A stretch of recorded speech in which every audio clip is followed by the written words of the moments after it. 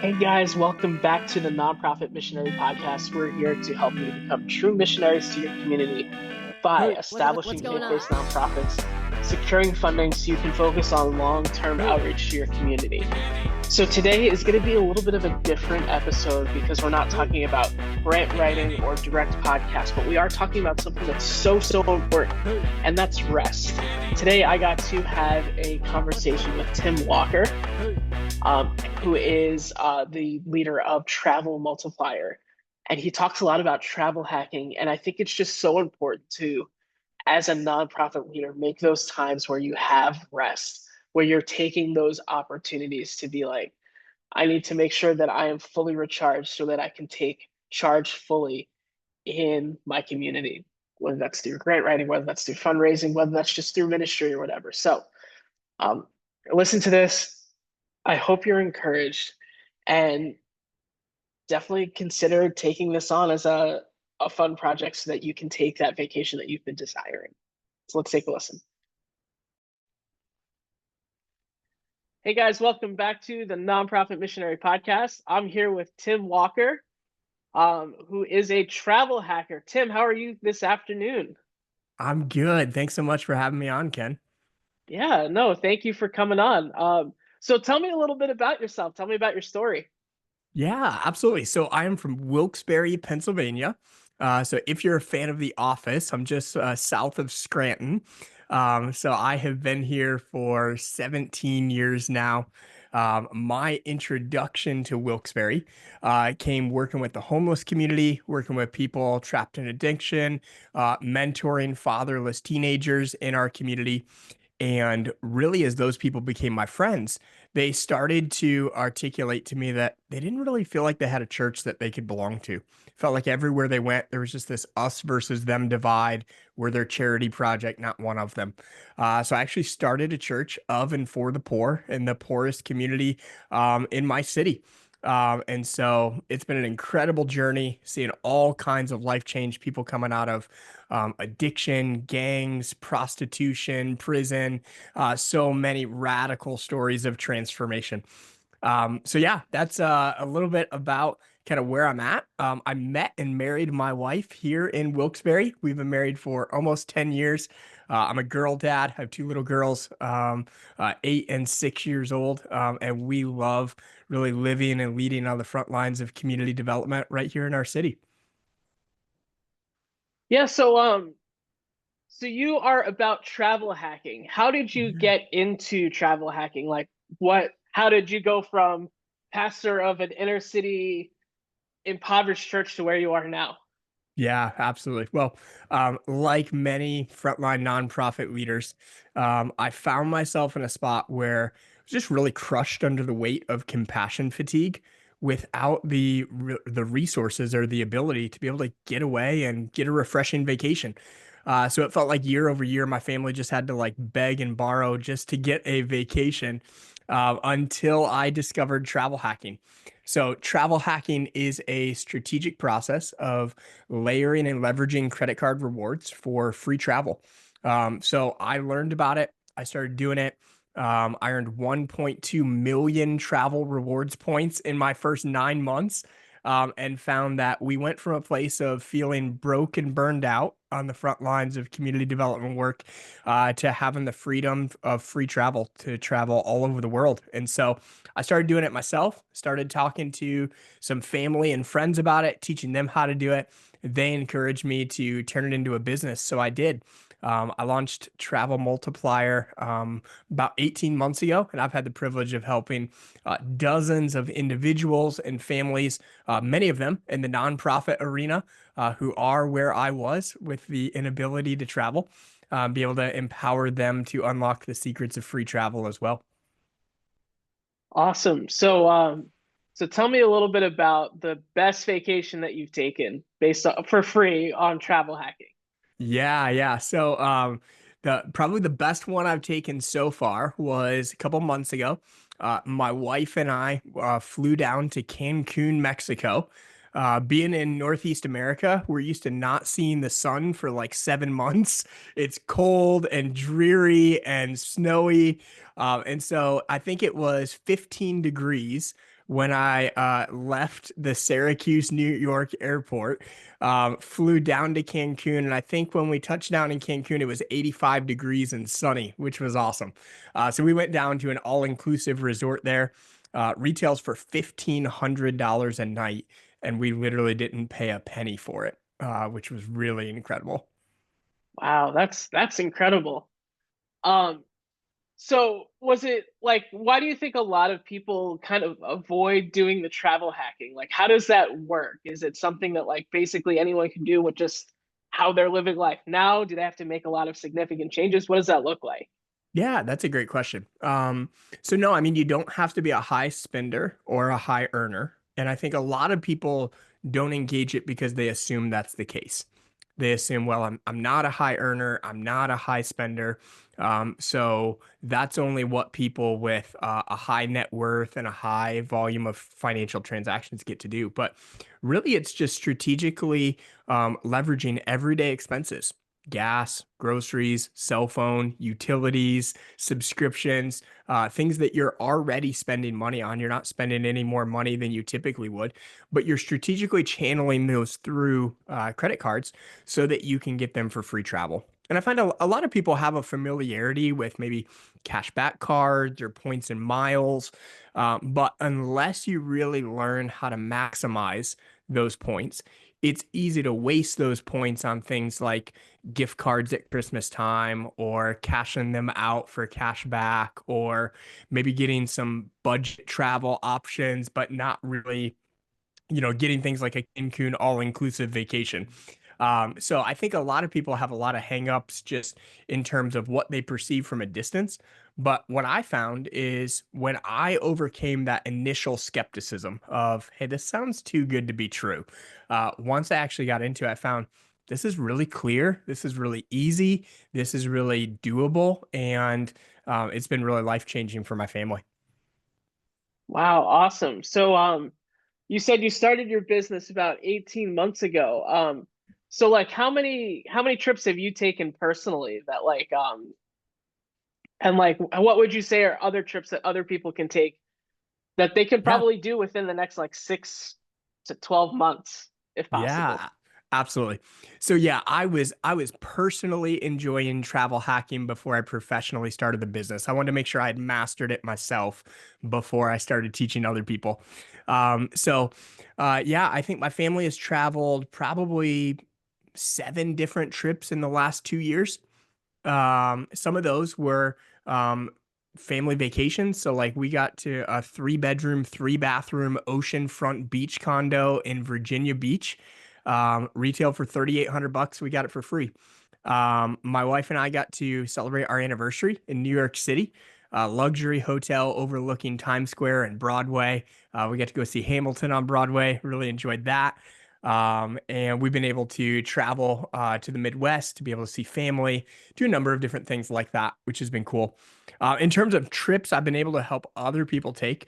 I was able to help one couple get a free honeymoon in Costa Rica at an all-inclusive resort there. There's a family of 7 that couldn't really afford to travel on their own, but they were able to do a week in Washington, D.C. With their grandparents and their kids. I've got another couple that just got back from a Turks and Caicos anniversary trip that they took. And some of it is people taking lavish vacations. Other things are just, hey, my family just wants to be able to travel. So there was a family of 5 that started doing this with me and sent me a message and said, hey, I just want to say thank you for making Thanksgiving with family possible. We didn't really have the time or ability to spend multiple days driving with our little kids across the country to family, but we were able to get free plane tickets to be able to fly our family across the country. Would have cost us $2,000, which we could have never afforded on plane tickets, and now we got to do it for free. So it really ranges all kinds of different options. Really just gives you the freedom and the opportunity to do whatever, whenever. That's awesome. Especially like because I know because I have 4 kids, all 5 and under. So like going anywhere is always going to be a little bit more expensive. And being able to like know that this is a possibility, I think can kind of open stuff up because like we have family that's in Southern California, we have family that's in New York, so like we're spread out all over the place. So and also we're based in Cleveland, so like there's a lot that we can do here. Um, what do you think are some of like the biggest myths that you would like to bust about travel hacking? Yeah, no, that's a great question. I think one of the biggest myths is that it's going to mess up your credit score. So I talk to plenty of people that go, dude, I don't want to open a new credit card. Like that'll like ruin the credit score that I've worked so long and so hard to build. So it's actually a big myth. Actually opening new credit cards and managing it wisely. What I teach people to do is you're not accruing debt. You're paying everything on time and in full every month. No debt, no more or no late fees, no interest. So if you do that, your credit score actually grows by engaging in travel hacking. It doesn't shrink. Sometimes I think people hear it and they go, well, I don't want to sign up for a million credit cards. That's good. You don't have to, because really it's that quality matters more than quantity. So the average family might sign up for 2 to 3 credit cards in a year, and get $4,000 to $5,000 in free travel just from signing up for those cards. Um, I think those are probably the two biggest ones. And the other thing I like to clarify is that there's no one size fits all method. So you might love flying and want airline points, or you might be terrified of flying and never will get on a plane in your life. That's okay. You might prefer beach vacations or mountain cabins. You might be somebody who loves getting on a cruise ship or doing a house rental. Regardless of how you like to travel, travel hacking can really accommodate whatever your travel goals and preferences are, which is really nice. That's good.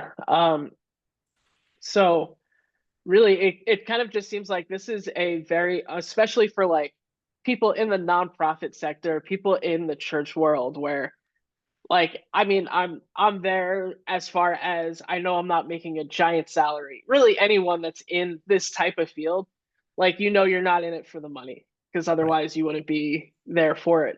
But it's an idea of being able to take that rest because like the people need you, but they also need you at 115%. And the only way you can do that is by taking that time, whether it's once a year, twice a year, to just kind of reset and recalibrate.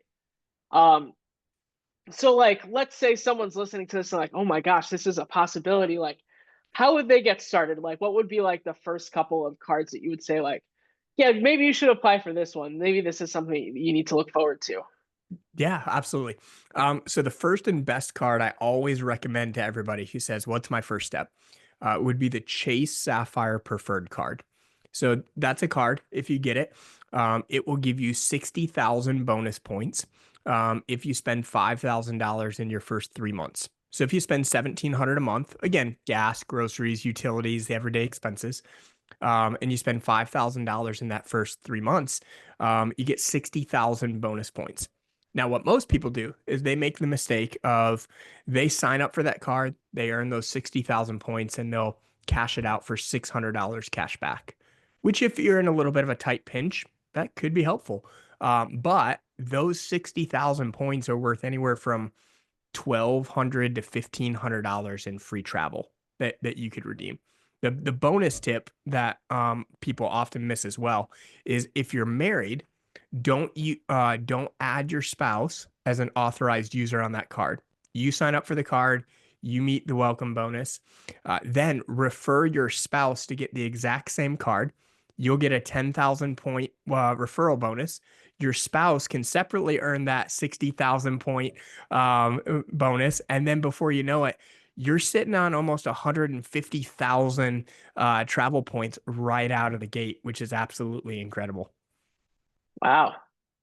And really like so that would be because you said the 60,000 is probably about like $1,200 in travel. So you're talking like close to like 25, $2,800 in travel. So that I mean Uh-huh. that's a vacation right there alone. Yes, yes, yeah.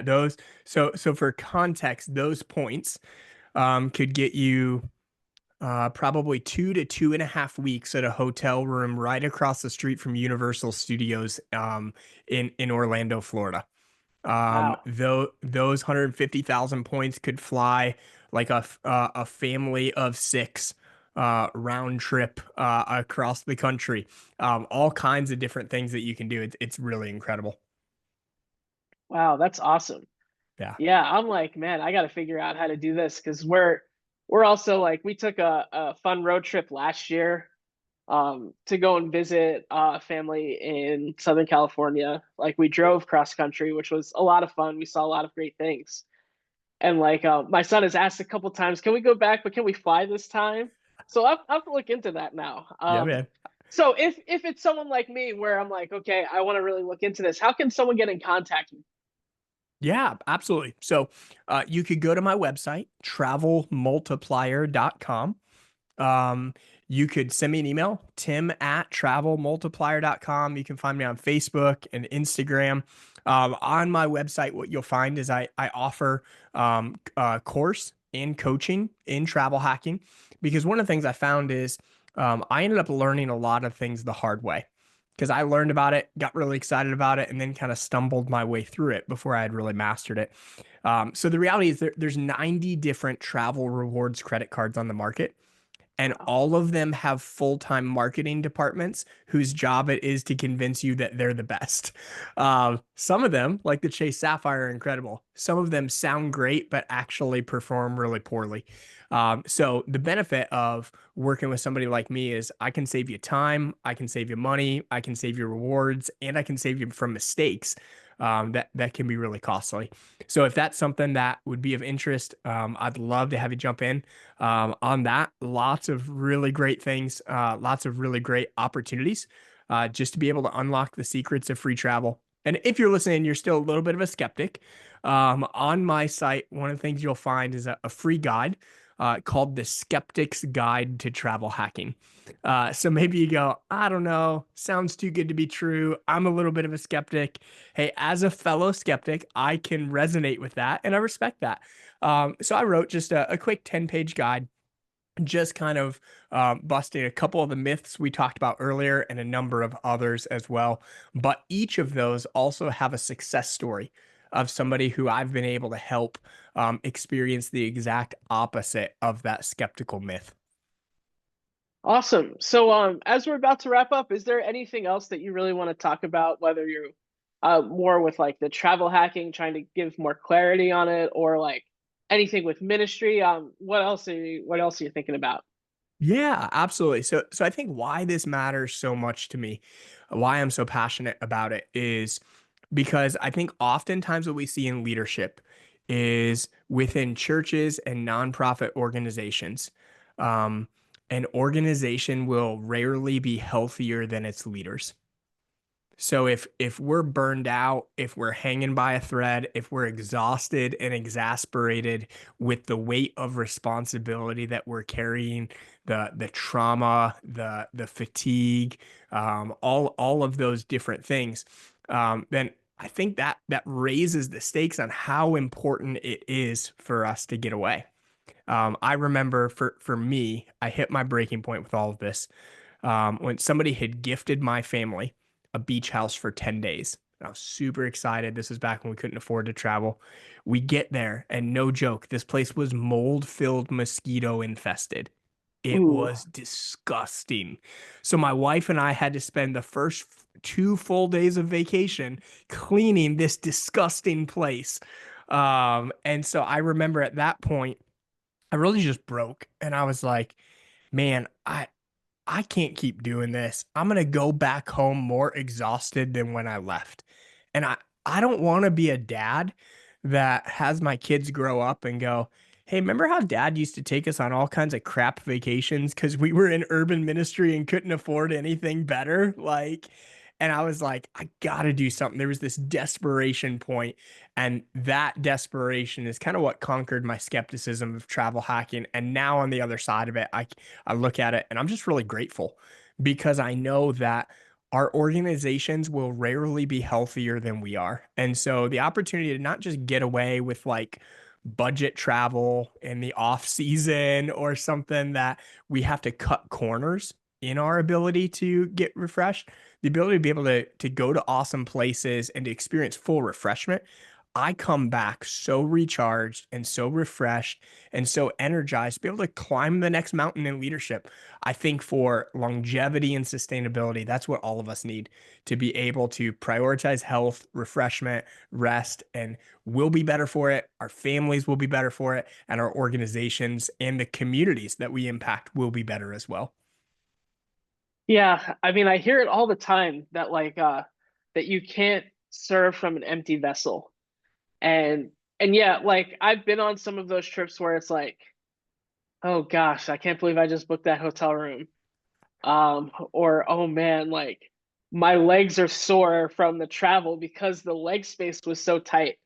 Um, so yeah, I think it's so important to just have those moments where you can really like sit down, relax, and like be a family. Because like, yes, what we do in ministry is so important. And I feel like sometimes when I like we say like you need to take a vacation, sometimes people see that as like you're not taking ministry seriously. But like you said before, like leadership, you're only as good as your leaders are. And if you don't take that time to have a proper rest, then you really can't be at the top level of to do because yeah, ministry is hard, especially when you're dealing with people that have a lot of issues, a lot of trauma, are dealing with poverty. It can weigh on you. Like even if you're a church in like the suburbs, like there's people have issues, and as a pastor and as a nonprofit leader, it can really weigh on you. And I think it's just so important to get that time to take away. So like that this is for anyone listening, like if you've never taken a break, if you've never had a Sunday where you haven't had to be the lead pastor preaching, take a break, and I can almost guarantee that you will feel better when you get back because it's just so important and it's just so vital. Absolutely.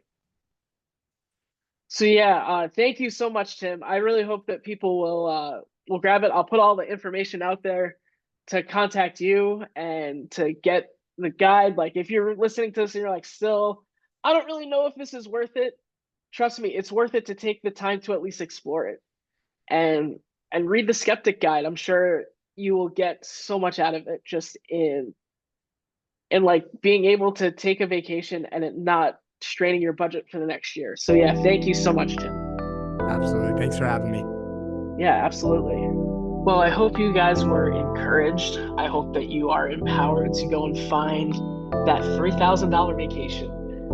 I think it's just something that it's not that it's that we don't realize it. It's just that it's out there. You just had to have your light turned on. You had to have clarity and focus on it. So I hope that you guys go and check out Tim's stuff. And also it'll be in the description and in the show notes. So if you have any further questions, you can ask me, you can ask him. And if you're looking to try to figure out how to make this work, because maybe you need that extra oomph, reach out, nonprofitmissionary@gmail.com. I would love to have that conversation on how we can make that happen for your context, because I do think it's important. I think that having the time for rest is critical in order to reach those really hard places to reach, which is the church, which is the nonprofit space. So stay focused, stay fun, and we'll talk to you next time. God bless.